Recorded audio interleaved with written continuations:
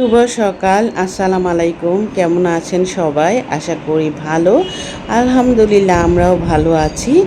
সকাল বাজে এখন ৯টা, নাস্তা বানাচ্ছি। ঘুম থেকে না সকালবেলায় কেন জানি ঘুম ভেঙে যায়। সকাল ৭টা বাজলেই আর ঘুম আসে না।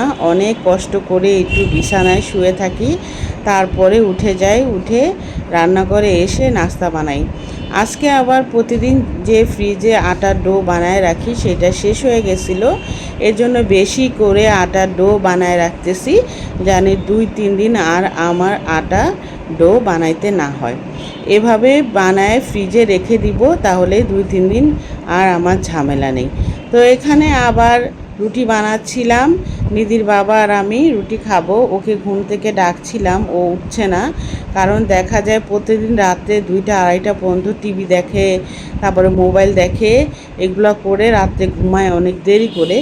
আমি ওর সাথে একটু রাগারাগি করি যে তাড়াতাড়ি ঘুমাও না কেন।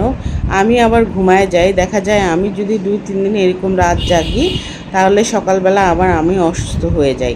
এর জন্য আমি রাতটা এখন কমই জাগি। যাই হোক, এই যে এখানে নাস্তা বানাচ্ছিলাম, আর নিধির বাবাকে তো বললাম, ডাকতেছিলাম, ও বলল যে পরে উঠবে। আমি ভাবলাম যে আমি নাস্তা করে নেই। সারাদিন ওরকম আর কোনো ভিডিও করা হয় নাই, কারণ সারাদিন না তেমন কোনো কিছু রান্না করা হয় নাই। বিকালবেলা বাচ্চাদের আবার পপকর্ন বানাই দিতেছিলাম। এখানে আবার কলার বড়া বানাবো। নেহা আবার বলতেছিল যে আম্মু কলার বড়া বানাও। নেহা আবার এই কলার বড়া বা পিঠা যে যাই বলেন কিনা সেটা পছন্দ করে।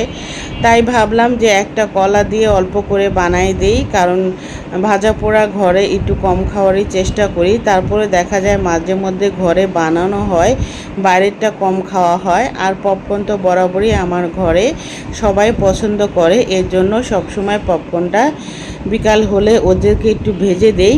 তো এই যে এখানে আবার কলার বড়া বানাবো, এর জন্য কড়াইটা চুলায় বসাই দিছি, তেলও দিয়ে দিলাম, অল্প একটু চিনি দিয়ে আটা দিয়ে একটা কলা দিয়ে ডো বানিয়ে নিয়েছি। এখন আমি কলার বড়াগুলা এক এক করে ভাজবো। ২ দিন ধরে রান্নাবান্না ওরকমভাবে করতেছি না। দেখা যায় আলু ভর্তা বা ডিম ভেজে ভাত খেয়ে নিচ্ছি।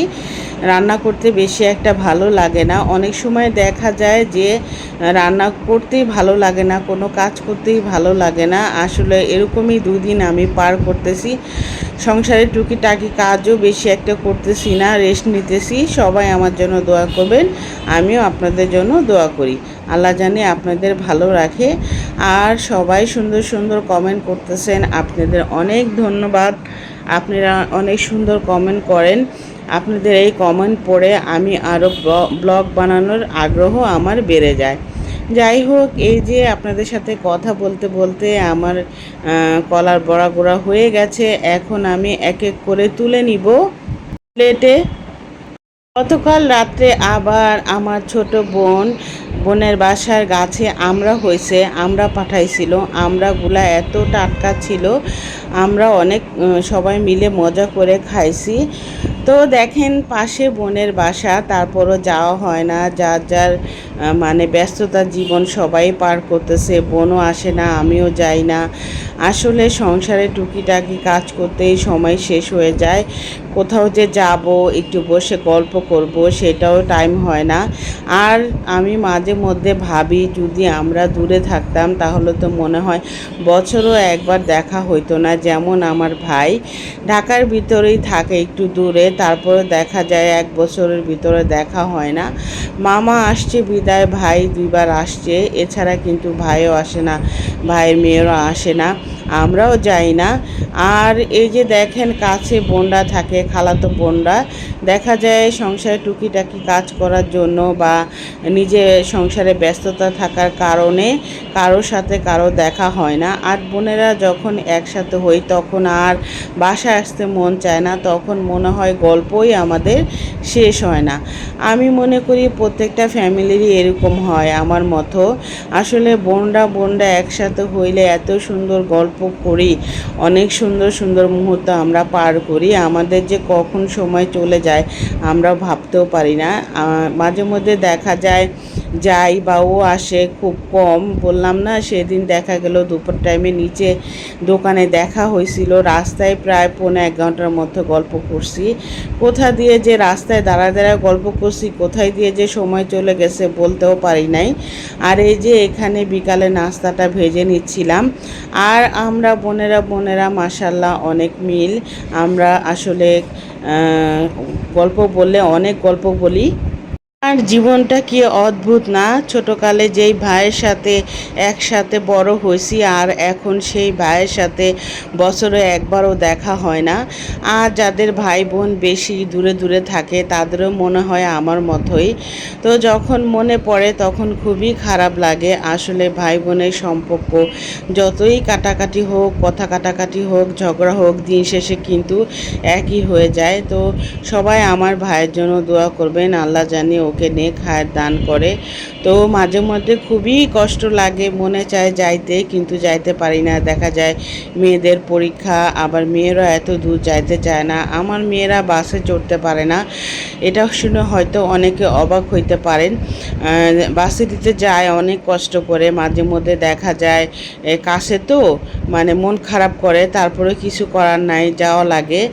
আর মামার বাসা তো অনেক দূরে, 2টা বাস চেঞ্জ করা লাগে, এই জন্য আরও যেতে চায় না। আর দেখা যায় এখন ওদের ভার্সিটি খোলা থাকে, নিধির স্কুল খোলা থাকে, এর জন্য না আরও যাওয়া হয় না।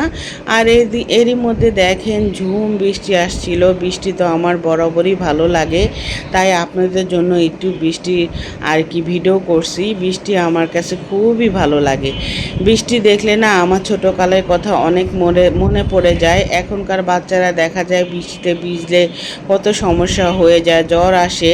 আর আমাদের বেলা আমরা এত বৃষ্টিতে ভিজছি, আমাদের কিন্তু কিছুই হয় নাই। আসসালামাইকুম, সবাই কেমন আছেন? আশা করছি ভালো। আলহামদুলিল্লাহ আমরাও ভালো আছি। তো আজকে সারাদিন ওরকম কোনো ভিডিও করা হয় নাই, কারণ 2 দিন ধরে না বেশি একটা রান্না করতে ভালো লাগে না।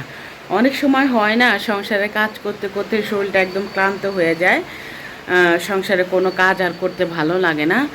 তো আল্লাহর কাছে সর্বপ্রথম ভালো লাগে না যখন তখন দেখা যায় কোনো কাজ করি না, রান্না করি না, টুকিটাকি ডিম ভেজে বা আলু ভর্তা বানায় খায় ফেলি। তো আজকেও সেরকম বেশি কিছু রান্না করি নাই। তো কি ব্লগ শেয়ার করব। আর দেখেন, আপনারা হয়তো অনেকে আমাকে সুন্দর সুন্দর কমেন্ট দিতেছেন যে ভাবি থাক, মন খারাপ করেন না, আপনি কমেন্ট শুনে ভিডিও চালায় যান, কমেন্টে শুনে মন খারাপ করেন না। আমি মন খারাপ করি না, আমি জানি আমার ফ্যামিলিরই কেউ একজন এরকম আমার সাথে করছে। তো আমি যখন বলছি যে নেক্সটে যদি ভিডিওতে আমার কমেন্ট করে তাহলে কিন্তু আমি একটা যে কোনো পদক্ষেপ নিতাম, এখন আর ওরকম কমেন্ট দেয় না। আমি ফ্যামিলির সাথে সম্পর্ক নষ্ট করছি, আসলে ওরকম কিছুই না। আমি ফ্যামিলির সাথে সম্পর্ক কেন নষ্ট করব? দিন শেষে দেখবেন রক্তরই কাজে লাগবে, কেউ কারো কখনো সম্পর্ক নষ্ট করতে পারে না। অনেক সময় হয় না, দেখা যায় ভালো লাগে না, মনের একটু কষ্টতে কারোর সাথে কথা বলতে ভালো লাগে না, এর মানে এই না যে আপনি ফ্যামিলির সাথে সম্পর্ক নষ্ট করে দিবেন, আর কখনো মিশবে না। আবার অনেক সময় দেখা যাবেন ফ্যামিলি কারোর সাথে ঝগড়া লাগলে, মন খারাপ করলে আপনি বলেন বা আমি বলি যে কখনো কথা বলবো না, এটা কিন্তু হয় না। দিন শেষে কিন্তু সেই আবার একসাথে আত্মীয়র সাথে মিলা লাগে, কথা বলা লাগে। তো এরকমই অনেক সময় দেখা যায় মন ভালো লাগে না, খারাপ লাগে যে অনেক কিছু করেও দেখা যায় কারো মন পাই নেই, সব সময় দেখা যায় সবার কাছে হেয় চোখেই ছিলাম, এগুলা মনে করলে না তখন মনে চায় কারোর সাথে কথা বলবো না। কিন্তু এর মানে এ না যে সবার সাথে সম্পর্ক বাদ দিয়ে দিছি। তো সবাইরই আমি সম্মান করি। তো যাই হোক, অনেক কথা বললাম। আমি তো বলছি যে আমার পার্সোনাল লাইফের কোনো কথা আমি ইউটিউবে শেয়ার করতে চাই না। তো এগুলা শেয়ার কইরা যদি আমি বারবারই এক কথা হয়তো আপনাদের বলি, এগুলা শেয়ার কইরা যদি আমি ভাইরাল হইতে চাইতাম তাহলে কিন্তু আমি অনেক আগেই ভাইরাল হইতাম। প্রত্যেকটা মেয়েদের জীবনেই কিন্তু চড়াই উতরাই নিয়ে জীবন। তো আমি কিন্তু তার ব্যতিক্রম না, আমারও কিন্তু এরকম। তো দেখেন জীবনটা অনেক কষ্টে এই পর্যন্ত আসছি, আমার সারাটা জীবনই মানে কষ্টে গেছে। তো আসলে এগুলা বলার কিছু নাই, আবার অনেক কিছু আছে। আমি যদি বলতে চাই না, আমার একটা মানে সিনেমার কাহিনীকে হার মানবে। তো তো এগুলো আমি বলতে চাই না, তো ধৈর্য ধরে আসি, কিন্তু আল্লাহর কাছে একটা জিনিসই বলি যে আল্লাহ আমি আর কত ধৈর্য ধরবো। তো দেখি আল্লাহ আমার কপালে কি রাখছে। তো সবাই আমার জন্য দোয়া করবেন, আমরা জানি সবাই ভালো থাকি, সুস্থ থাকি। আর আমিও আপনাদের জন্য দোয়া করি। আর আপনারা যারা সুন্দর সুন্দর কমেন্ট করেন, আপনাদের অনেক ধন্যবাদ। কারণ আপনাদের কমেন্ট পড়ে না আমার ভিডিও বানানোর আগ্রহটা বেড়ে যায়। তো অনেকে এখন সুন্দর সুন্দর কমেন্ট করেন, তো খুবই ভালো লাগলো। তো যাই হোক, আশা করছি আমার এই ভিডিওটা ভালো লাগছে আপনাদের কাছে। যদি ভালো লাগে আমার চ্যানেলটা সাবস্ক্রাইব করবেন, লাইক করবেন, কমেন্ট করবেন, শেয়ার করবেন। তো আজকের মতো বিদায় নিলাম, আল্লাহ হাফেজ।